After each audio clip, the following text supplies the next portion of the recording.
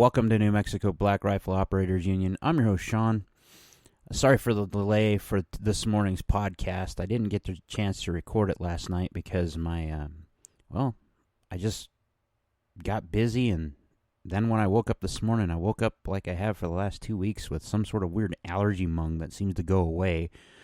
But I don't know what's going on in northwest New Mexico for the first time in a long time.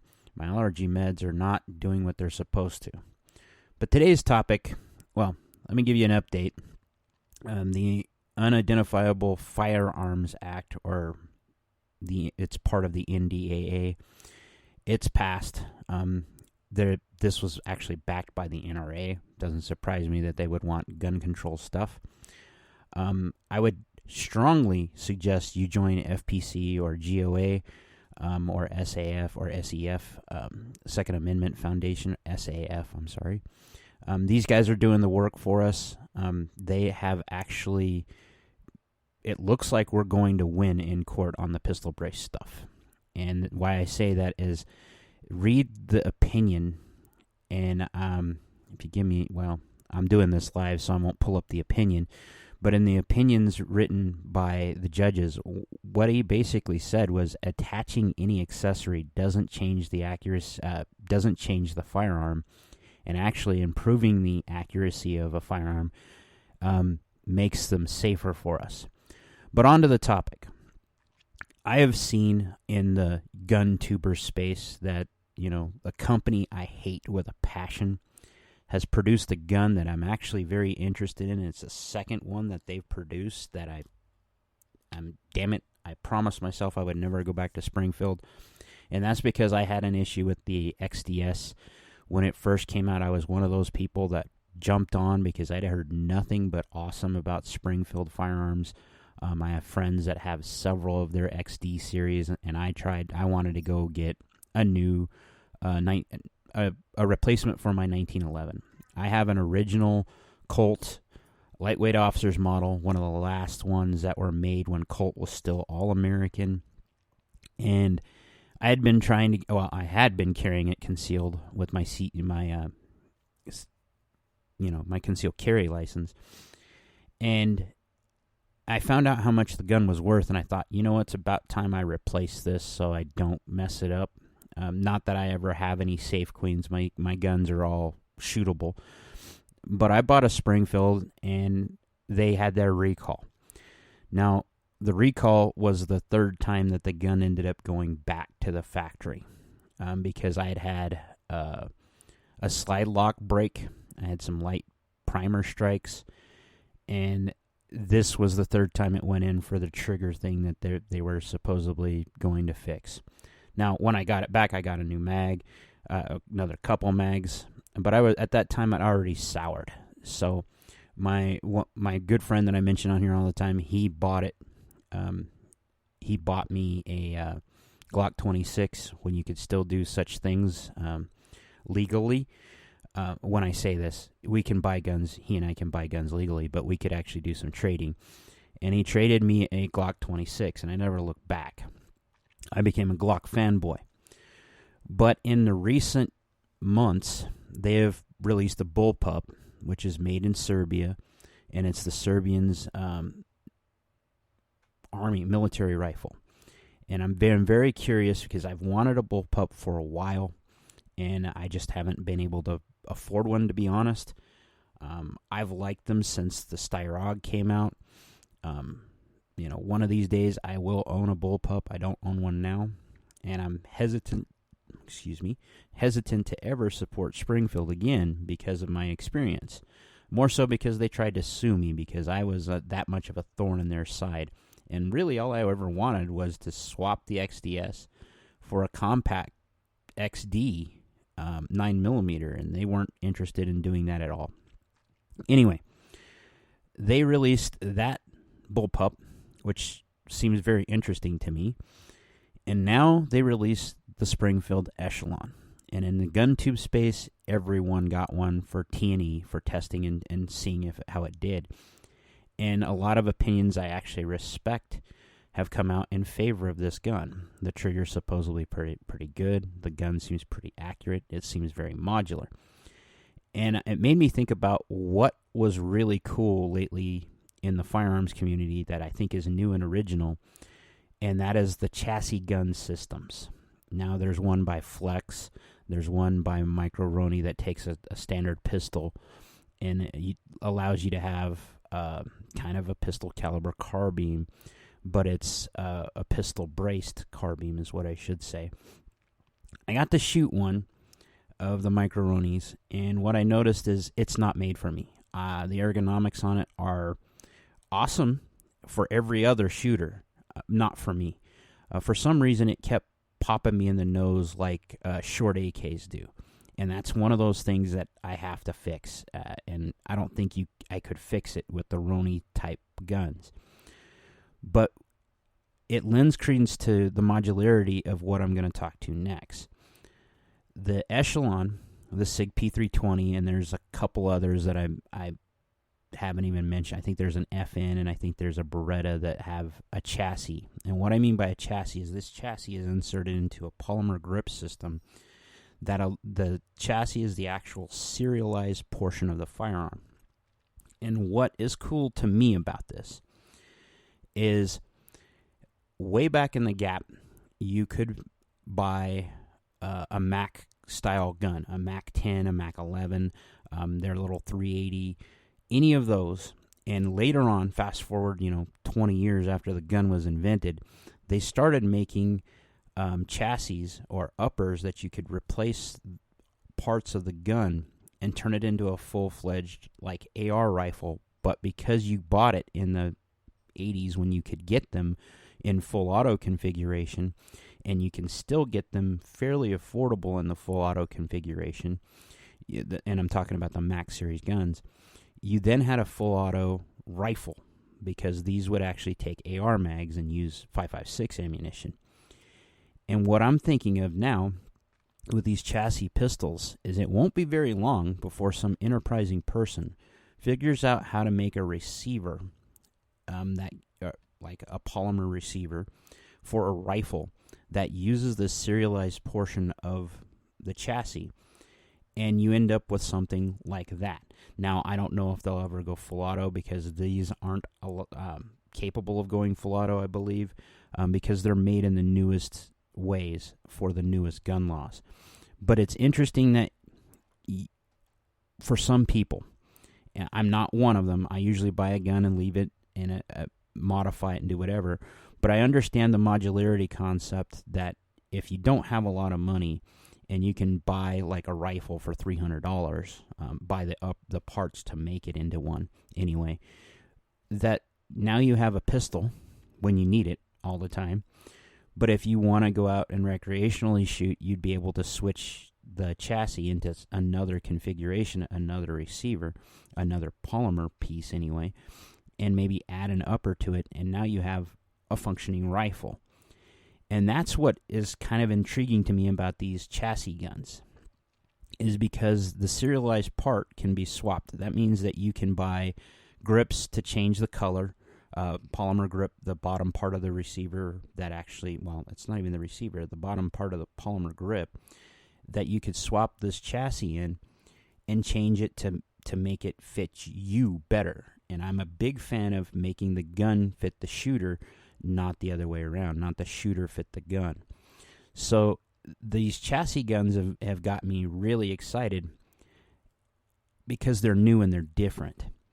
But then you start hearing the recall stuff that's been going on with SIG. The SIG P320 has been through several iterations of fixes related to accidental discharges.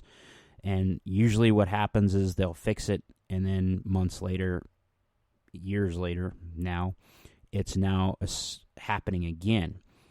The newest iteration of this is that there was a law enforcement officer, and the video's been surfing around the interwebs, where he just helped some other officers arrest someone, and the gun went off, and he was carrying a SIG P320. Now, I'm not going to slander Springfield any more than I have in the past. As far as I'm concerned, they're good. I just won't be one of their customers, I don't think. But if they keep making kick-ass firearms, I may have to eat my own words and have some, eat some crow and buy one, because the Echelon seems like it's going to work, it's going to be that gun. Now, I want to wait and see, because I will never buy a firearm again in the first few months it's out. And again, with the track record SIG has had with their chassis system, I'm kind of curious if there's not going to be some of that type of thing happening with the Echelon. I don't believe so, but the reason why I say that, maybe there's an inherent flaw in the chassis idea that, you know, if you look at the Echelon on these, on the gun tube spaces, you can see that it was heavily influenced by two guns, by the Glock, when you look at its internals, and by the SIG P320. They are not the same as either one. They are definitely unique. They're definitely their own thing. But what really flagged me with the Echelon that made me actually even consider buying one in the future is that it looks like it's made in the United States again. And while that doesn't hold a lot of weight with a lot of things, it does to me, especially when it comes to firearms. Because if there's one thing I think we've always done better than the rest of the world, yeah, there's some guns that have been made better in the other parts of the world, is that we take the Second Amendment seriously. And when we make a firearm in the United States, there's a lot of love, pride in it, and it comes out better. You know, FN's guns are made in South Carolina. They were originally made in Belgium. Germany's guns, the HK guns, are made in Georgia now for the United States market. A lot of that has to do with import restrictions that the German government has put on. And to be honest, the ATF is really got a Jones for HK, anything HK, so they're always putting them on lists for one thing or another. That's why I'm kind of surprised that between the German government's import ban restrictions of weapons of war, as they put it, and the ATF's willingness to go after HK, that they're still selling firearms here. Yeah, they're pricey. And to be blunt, the next gun I buy will probably be an HK pistol, hammer-fired pistol. I've been watching them for years. They have a great track record. And Honest Outlaw and Mr. Guns and Gear just did a 5 of the most reliable guns, and 2 HKs made the list. And that's what makes me go after something, is reliability. You know, I want to see the reliability of these chassis bear out. I think it's an excellent concept, mostly because, like I said, someone who doesn't have a lot of money but likes to tinker with their guns, swap pieces, parts, customize them as much as they could, that modularity lends to that. Now, I'm not one of those guys, but having the option to do something is kind of cool, and that's why I understand a lot about other shooters in the world. You know, there's a lot of guys that like the AR-15 for its modularity because they can literally swap an upper and now they have a hunting rifle. Or they can swap it again and go back to shooting long-range targets. There's a lot to be said about modularity, because if you don't have a ton of cash, or you like the ability to swap things out on your gun but keep pieces, parts that are the same, this is where the future is going. And I think this is going to bear out farther in the world. And when I say that, in the 2A world, you're already seeing chassis that are built for, when we've seen them for years, for the Ruger 1022 to take them and turn them into any number of firearms, or configurations, that is. And then you're starting to see precision long-range chassis come out for Remington 700s and all of the popular bolt guns. And that's kind of interesting in itself, because now you're taking a design and, in my opinion, improving it. Because what you're doing is you're optimizing it for accuracy. And those same chassis with those pistols, I could see the same thing happening both in the pistol world and in the rifle world, is that I could see them taking those chassis, adapting them like the Mac series of guns that I was talking about, and now you have something that's super accurate and you know the trigger pull all the time. That's something that also I didn't mention with these chassis. since it's basically the trigger and all of its inner workings that are now the serialized portion of this, you'll have the same, once you become familiar with that trigger pull, you'll have that same experience across platforms that you use this in. And that, there's something in that secret sauce there. Because a trigger is, if you're a trigger snob, I'm not, but if you're a trigger guy and you get used to something and you shoot it really well, why wouldn't you want that in the gun you're going to use for whatever purpose all the time? And that's where I see the evolution of firearms going, is with 3D printing and manufacturing, we're going to see the rise of a lot of receiver pieces that allow you to customize the gun in such a way that it could look like an Aliens gun. Okay, if you didn't know, an Aliens gun is actually just a chassis upgrade for a Mini 14. So this isn't a new concept. It's been around for a long time. It's just gaining steam. Everything in the 2A world I'm noticing is old, and then it's new again. You know, I'm waiting for someone to go back and figure out that the toggle lock was something that needs to come back. If you don't know what the toggle lock is, it is what the Luger uses. You know, the arm, reticulating arm. I don't see that coming back because there's a reason why we went to John Browning's design, because that's what the 1911 is, and that's what most most modern pistols derive themselves from. It's because God intended it to be that way, but it works. And I'm very curious what you all think about the chassis systems, and if you're even interested in them. You know, I have that one friend who does those weird things, who has a Micro-Roni now. He's the one that let me actually shoot it, and because I had been dying to try one. I literally have Glock pistols. It's a short jump to buy a chassis and drop a Glock in and see how it rolls for me. The non-starter for me is when it started popping me in the nose, and it wasn't even hard. It just consistently tapped me in the nose, and maybe it's just because of how I held it, and maybe it's because of training scars I have with holding rifles, certain types of rifle, and I assume this was something like that. But it's something I wouldn't get over for that reason.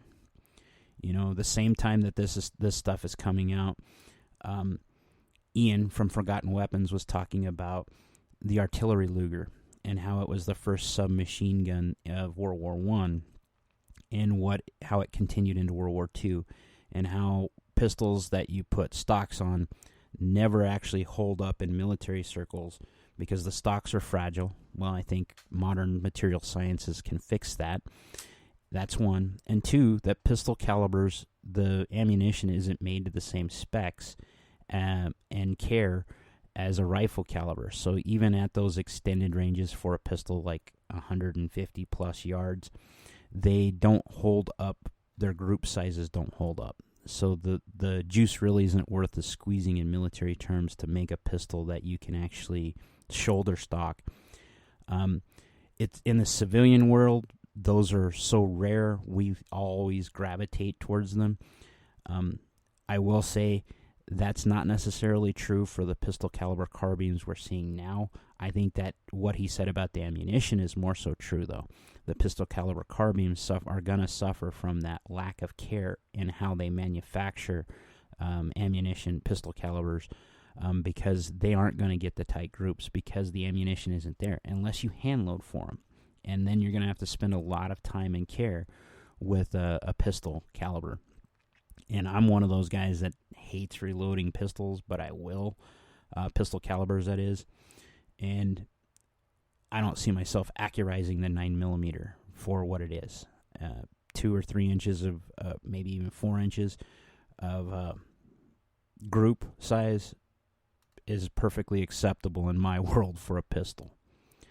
So these are my thoughts on the Echelon and on the chassis guns. I hope you enjoy your day and enjoy your weekend. Like, share, subscribe, comment. Be great. In the top, I can't let it slide. My politics are rather controversial. Who would have thought that I ain't catching all slack and I have enemies on my ball sack?